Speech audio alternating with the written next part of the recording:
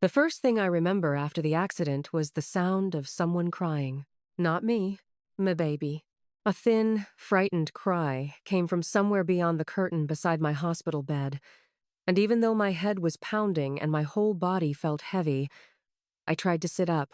My baby, I whispered. A nurse gently pressed my shoulder. Please stay still. Your baby is safe. Those words should have calmed me. They didn't, because the second thing I heard was my mother's voice. She can't keep him here. My heart dropped. I turned toward the doorway and saw my parents standing there. My father had his arms folded. My mother held her purse against her chest like she was waiting for a meeting to end, and neither of them looked at the baby. Not once. My daughter was just in a car accident, the nurse said, clearly confused. Her newborn needs family support right now. My mother shook her head. We're not taking the baby. I stared at her. What? She looked directly at me. You heard me. I couldn't understand. My father stepped closer and lowered his voice.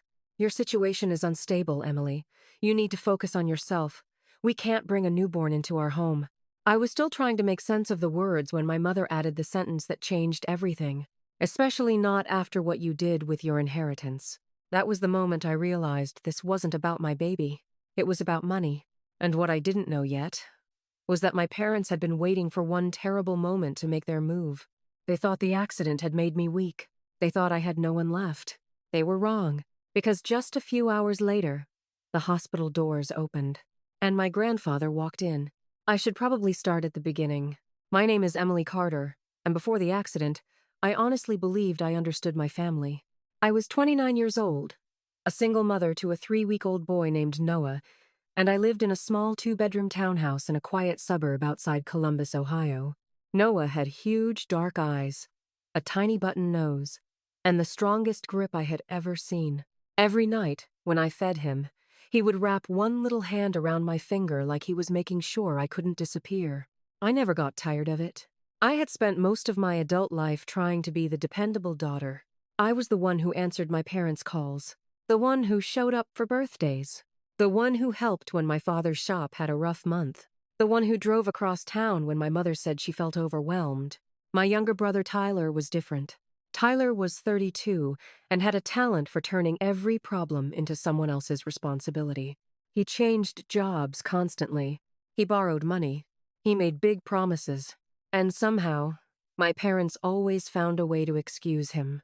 That's just Tyler, my mother would say, as if being irresponsible were a personality trait everyone else had to accommodate. Still, I loved him, or at least I loved the version of him I remembered from childhood. The biggest person in our family, though, was my grandfather, Harold Carter. Everyone called him Grandpa Harry. He was 78, sharp-minded, stubborn, and almost impossible to impress. He had built a successful construction company from scratch and retired years earlier. Unlike my parents, Grandpa Harry believed money should create security, not control people. He had one rule that he repeated constantly: never let money convince you that you're more important than people. I used to laugh whenever he said it. I stopped laughing when I got older, because I eventually learned how deeply my father disagreed with him. My father, Richard, had spent years trying to convince Grandpa Harry that the family business should have been his, but Grandpa had never handed it over. Instead, he hired professionals to manage most of his investments and left my father to run a smaller division. My father resented him for it. My mother resented him too, but they hid it behind polite smiles, especially whenever Grandpa came over for dinner. One evening, about 6 months before Noah was born, Grandpa pulled me aside while my parents were arguing in the kitchen. "Em," he said quietly, "your father is making mistakes." I looked at him. What kind of mistakes? He hesitated. The kind people make when they believe they deserve something simply because they were born first. I frowned. Are you talking about the business? He gave me a long look. I'm talking about everything. I didn't understand him then. I wish I had. After Noah was born, things changed quickly. My pregnancy had been difficult, and the baby's father, Daniel, decided he wasn't ready to become a parent. He left before Noah was born. There was no dramatic scene, no huge argument. He simply told me he couldn't handle the responsibility and moved away. It hurt, but I had Noah, and somehow that made me stronger. I decided I would raise my son myself. My parents said they supported me.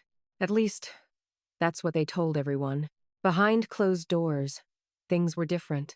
You should think about adoption, my mother suggested one afternoon. I stared at her. Mom, I'm not giving up my son. I'm just saying you need to be realistic. I am realistic. You're exhausted. I'm a new mom. You don't have a husband. I don't need one to love my child. She sighed. That attitude is exactly why you're making life harder than it needs to be. I remember those words because they stayed with me, not because they were cruel, because they revealed something. My mother didn't see Noah as a child. She saw him as a complication, a problem, a burden, something that could interfere with the plans she had for me. And then there was the inheritance. My grandmother, Evelyn, had passed away 3 years earlier.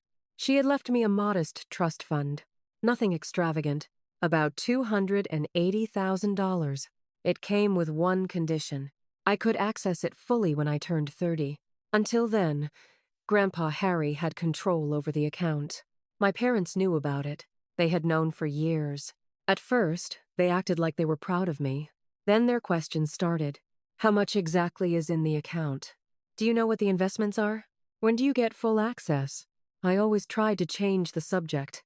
My father became more direct. You should let me help you manage it. No, Dad. Why not?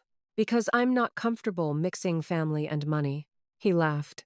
I'm your father. That doesn't mean you get to manage my finances. His smile disappeared.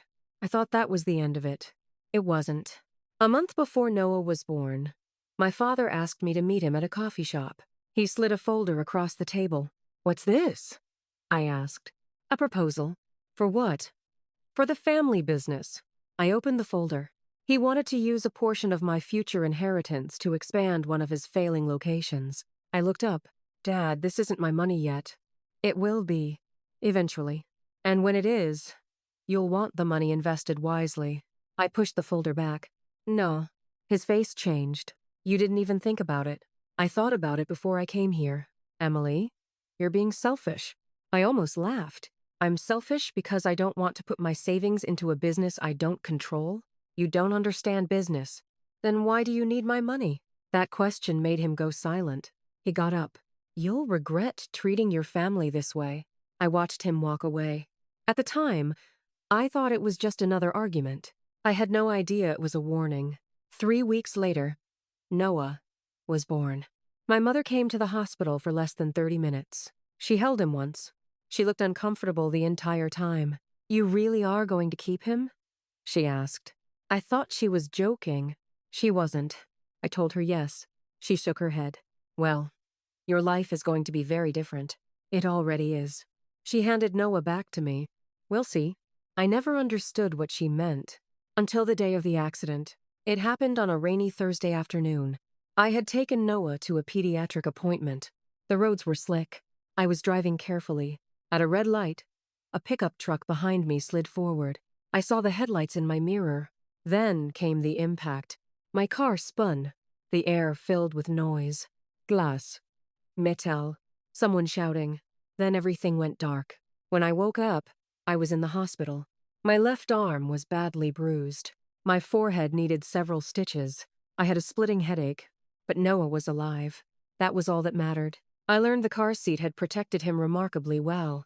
He had been scared and shaken, but the doctors said he was okay. I cried when I heard that. Then I called my parents. My mother answered. Emily? Mom. My voice broke. I'm at the hospital. What happened? I was in a car accident. There was a pause. Are you okay? I think so. What about the baby? He's okay. Another pause. Then she asked the question I'll never forget. Who's going to take him? I blinked. What? If you're going to be there for a while, someone needs to take the baby. I expected her to say, we'll come get him. Instead, she said, we're not prepared. I felt something inside me crack. I thought you'd help. We can't. Mom, I just had a car accident. You're making this more emotional than it needs to be. I hung up. A few hours later, they arrived at the hospital. And they refused my newborn, right in front of me. My father finally spoke. Emily, this is complicated. What is complicated? You don't have a stable support system. I stared at him. You're my parents. That doesn't mean we're equipped to raise a child. I never asked you to raise him. We can't take responsibility for him. I asked you to keep him for a few days. My mother shook her head. No. My throat tightened. Why? She looked at me with an expression I had never seen before. Cold. Almost impatient. Because we can't have this situation interfering with what comes next. What comes next? Neither of them answered. I looked from one to the other. What are you talking about? My father Sahil. Your grandfather. I frowned. What about Grandpa? My mother crossed her arms. He's been asking questions. About what? About the inheritance. Miss stomach sank. My father stepped forward.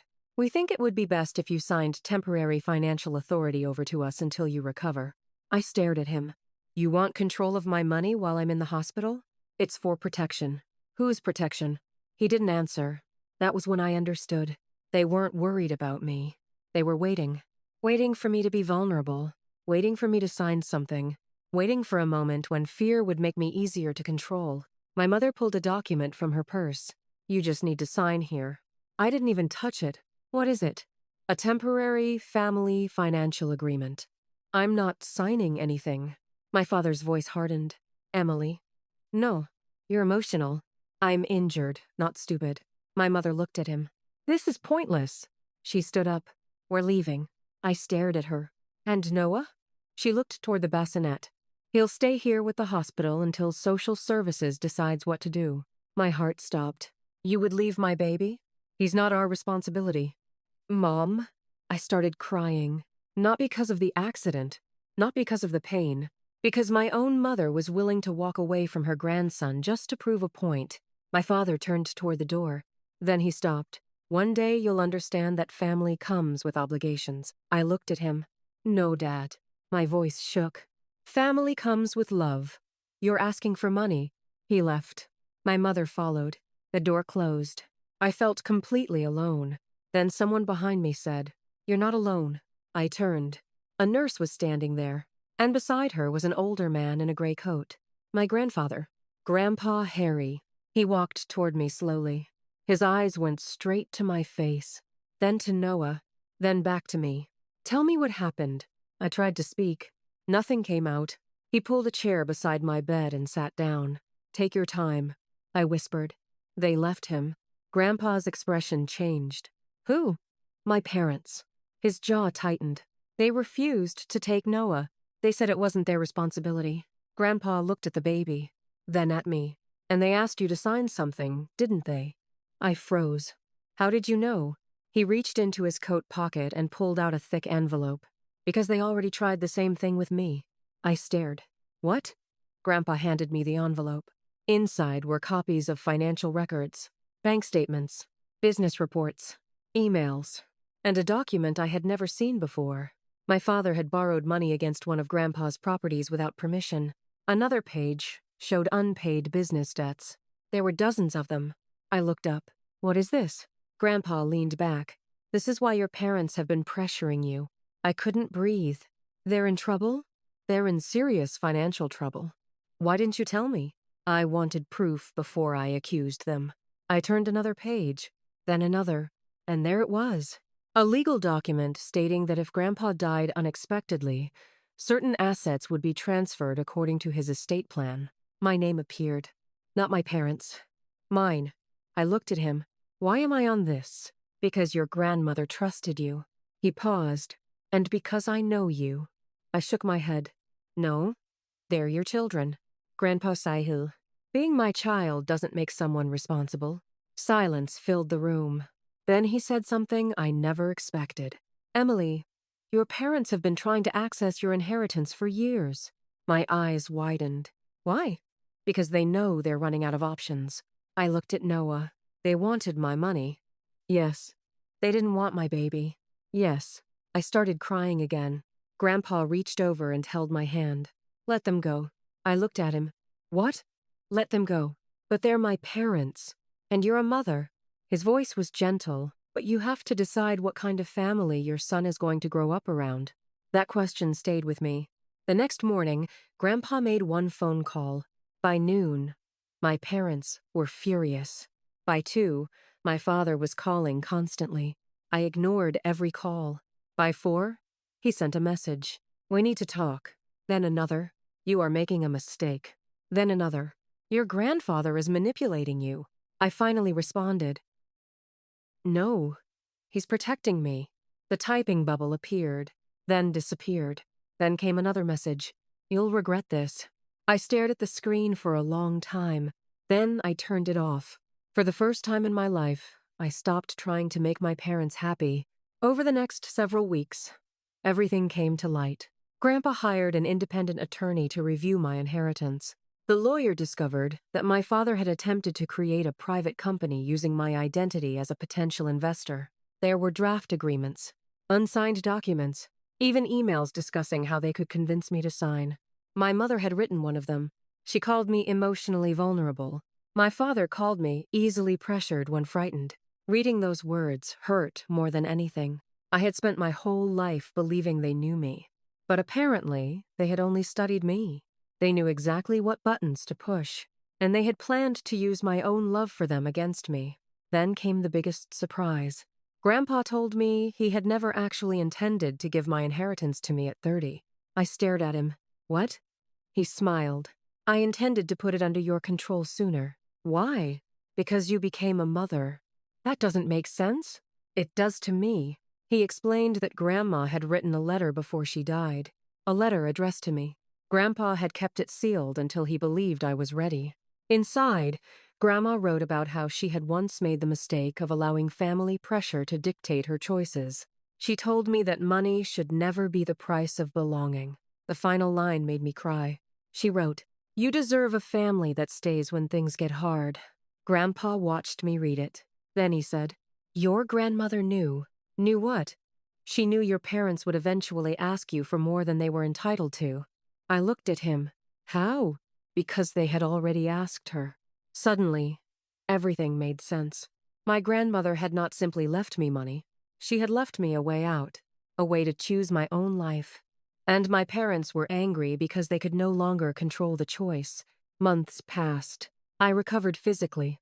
Noah grew stronger. He started smiling more. He learned to laugh. And every morning, when he woke up, he looked at me like I was the safest place in the world. That changed me. I stopped feeling guilty. I stopped apologizing. I stopped trying to earn love from people who used it as a bargaining chip. My parents, meanwhile, grew more desperate. My father's business collapsed. The debts caught up with him. His bank accounts were frozen. My mother started calling distant relatives, telling them I had abandoned the family. She told everyone Grandpa had chosen me over them. That part was true, but she made it sound cruel. Then Tyler showed up at my house. I hadn't seen him in months. He stood on my porch with his hands in his pockets. "Can we talk?" I almost closed the door, but I didn't.